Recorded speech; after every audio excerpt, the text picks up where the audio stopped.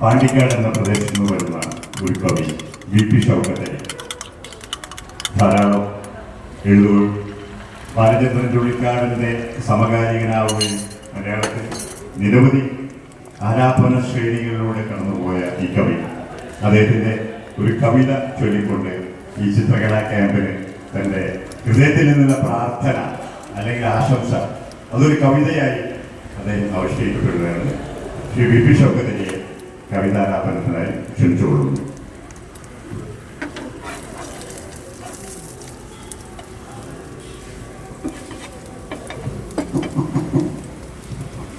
പാണ്ടിക്കാട് ഷൗക്കത്ത് നമ്മളറിയാതെ അവിചാരിതമായി നമ്മുടെ ജീവിതത്തിലേക്ക് വാർന്നു വീഴുക. അങ്ങനെ അത്യപൂർവമായി വീണ് കിട്ടിയ ധന്യമായ ഒരു ദിവസമാണിത് എന്ന് പറയാൻ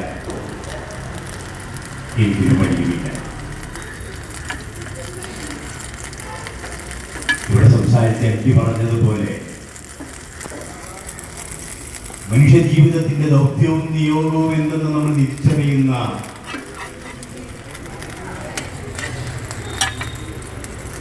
നിമിഷമാണ് സൃഷ്ടിയുടെ ക്രിയേഷന്റെ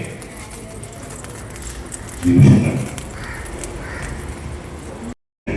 അവന്റെ മാത്രം സൃഷ്ടിയാണ്.